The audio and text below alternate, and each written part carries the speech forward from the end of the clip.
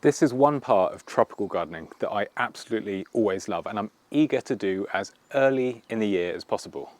It's tying my bromeliads, tropical bromeliads, to the trees and the shrubs in my garden to give that really tropical rainforest vibe. We've all seen pictures on Attenborough's documentaries where the branches of these massive rainforest trees are just covered with bromeliads and ferns, and we can emulate that look here in the UK. But because it's early in the year, I've chosen this bromeliad, which is Neoregelia puncta tutissima in a wide-leaved form, to use it as a canary bird. Like canaries were used down in the mines before to check for the quality of air, I've brought this outside as a canary bird to check for the quality of the outside conditions in my garden, aka the temperatures, wind. And if this plant can shrug that off at this time of year, then I know the bromeliads that I've got still inside of the greenhouse they're safe to come out, and I'm a bit more precious about those ones. I've got a few of these spare, so I can use this as a bit of a sacrificial plant. Now, I'm pleased to say that this plant has been outside for 2 weeks now, and we have had nighttime temperatures that have dropped down to about 4 degrees, which I wasn't anticipating, but it has happily shrugged them off. So I feel relatively safe to start bringing all my other bromeliads out and tying them around the branches of the trees in my garden. Now, this is the roost tree that forms the central canopy over our garden. And the stems are quite architectural and they hold the seed heads all winter long, but it just looks so much better when it's covered in all of these tropical bromeliads. So I'm going to start bringing the rest of them out now to really give my garden that jungle vibe. And I will keep an eye on the forecast. If it drops down to about 2 degrees, which hopefully it won't because we're almost in May, if it does get that cold, then I can easily untie them and just overnight put them back into the greenhouse. But let's start tying them on now because it really does look great. So this is where the bromeliads have been spending most of winter, in fact all of winter, just hanging behind me here. Let's get this Tillandsia out of the way. This will also go outside, but I do it a bit later in the year because as the birds are nesting, especially blue tits, I feel like they'll just grab bits of this and use it for the nest. And by all means, they're free to help themselves, but I don't want this escaping, and if we have mild winters, it might take over. So that will stay inside a little bit longer. But the rest of them are just hung on wires over the central brace in my greenhouse. And my greenhouse, I've said this before with my bromeliads, is just kept to about 5 degrees to keep any ice out in winter. And it's really done a great job. They're up high and heat rises, so any solar gain that the greenhouse does get is all going to be held up around here. And because they've been so high, they've been basking in winter sunlight. So the colours on the bromeliads is really strong at the moment. These are one of those colour changing plants that just look even better in sunlight. Let me show you one of my favourite.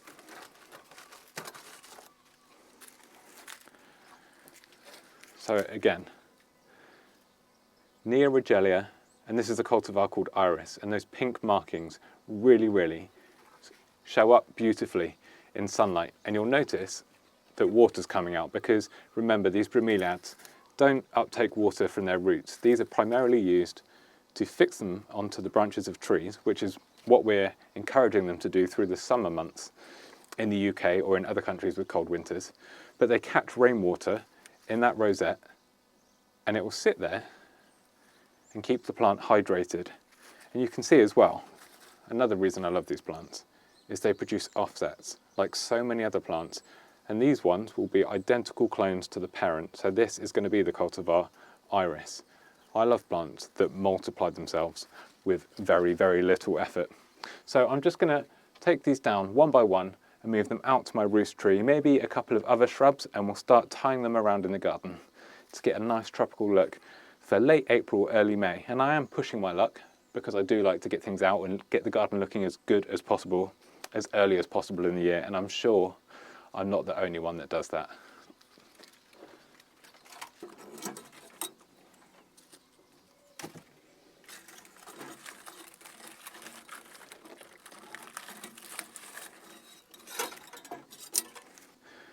As I've been taking those bromeliads down, I've seen a couple that are in flower, and it's another reason that I absolutely love this genus of plants because the leaves themselves are really colourful, but they are super tough and resilient. They're super thick and waxy, and you wouldn't expect such delicate looking flowers to come out of them.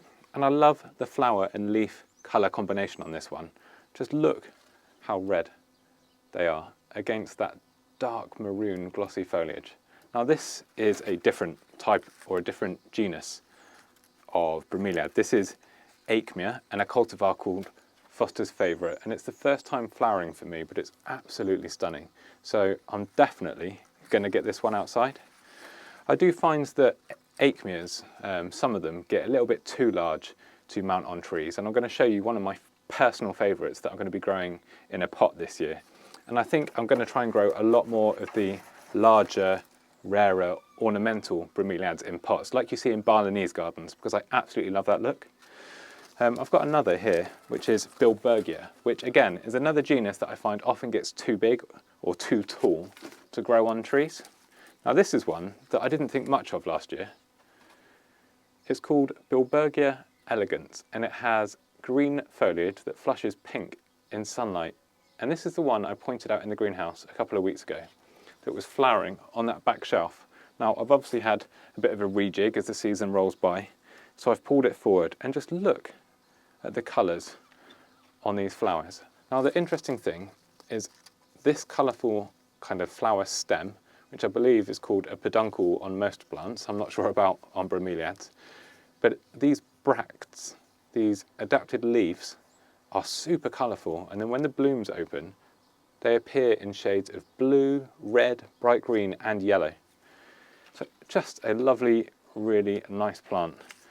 This one I would say hasn't got the most interesting foliage, but the combination is great. For me, I like the really colourful ones as standout foliage, but I do find that the green ones, all of the green cultivars, look a lot more natural when mounted onto the trees. So I think in time, not this year because I don't have that many green ones yet, but in time I'll put more of the green ones on branches, and then these colourful ones I'll do in potted displays around water features, maybe my steel water bowl, like you'd expect to see in a Balinese or a garden in Singapore, because I really, really do love that vibe. Okay, so we're going to start with the greener ones, like I said, because I like the look. I think it looks a little bit more natural, all the greenery in a tree. Obviously the colours make it look super tropical. But when I said that I'm going to have more in the future, it doesn't mean that I've got to buy more plants. You can just chop off these offsets that I was talking about, and you'll get more plants for free. And it's really good practice just to keep labelling your plants, because when you grow so many different cultivars, you don't want to get them mixed up. So I'm actually going to use the metal wire that I had wrapped around these plants all winter to mount them into my greenhouse, because last year I tied them to the tree with the little ball of sphagnum moss that I've got at the bottom, just with natural string, natural garden twine. And through the weather conditions in summer, the moisture and the heat, the twine broke. Now some of the bromeliads were a testament to that root strength to hold them onto the branches, and they stayed put even when the twine broke. But others were dropping to the ground, and it was a bit of a nightmare. So I'm just going to utilise this wire. I've already got it cut, so why not? And you literally just find a good little nook to put it in to get it looking as natural as possible. Tuck the offsets around and then wire it in. And the wire will last all summer long, and I should be able to use it in the winter to store them back in the greenhouse, away from the cold conditions. There we go. I think that looks all right. Now, obviously the garden twine looked a lot more natural than having all this wire wrapped around the root mass, but I do have spare sphagnum moss, so once I've got them all on, I can always get some sphagnum moss and just push it in around the roots, and then tie that with some garden twine, knowing that underneath it the metal wire's got them really, really secure. Now I've run out of green ones, but I do have this really nice Neoregelia, which is purple-leaved with green spots, and it's a cultivar called Hanson Mini, so I think I'm going to place this one just here.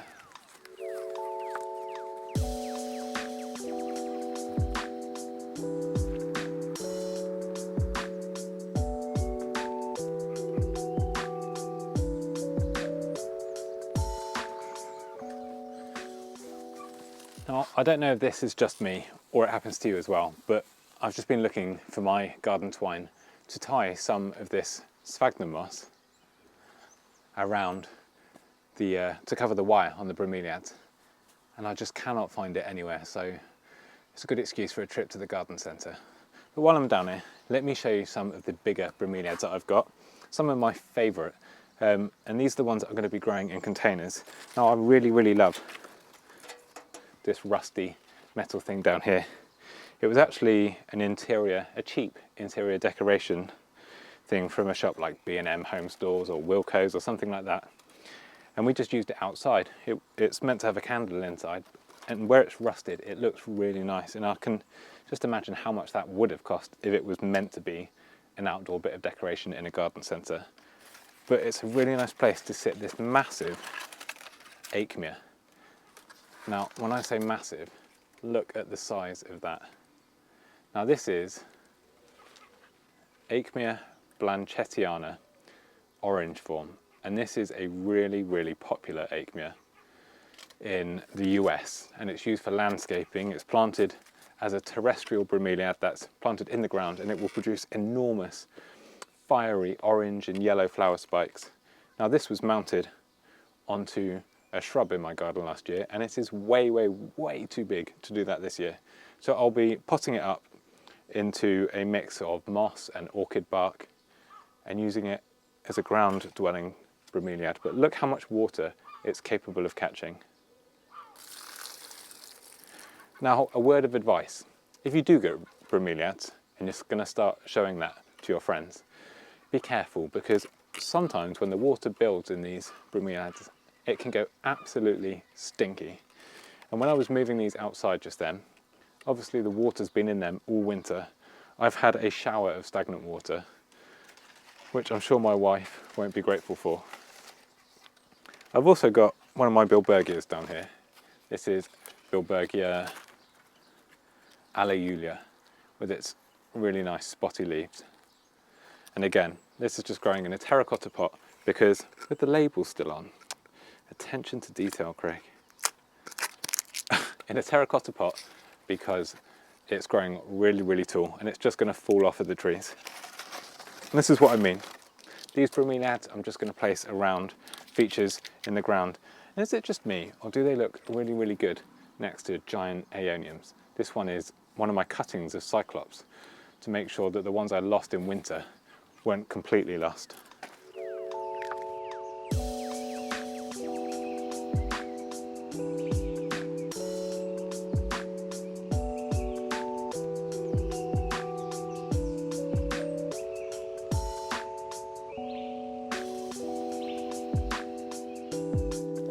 Hopefully you found that video useful and it's given you some ideas for your own tropical style garden. Now if you've got any questions at all, just create a free account on our little mini gardeners social media website / forum, where you can create an account, join groups, go to the forum and ask questions, search for answers to your questions before you post anything, because it could have already been answered and the community will come together to help us all grow our own patch of paradise wherever we are in the world. Right, the dog is nagging me for a walk, so I'm going to take her out and I'll see you in the next video. Come on.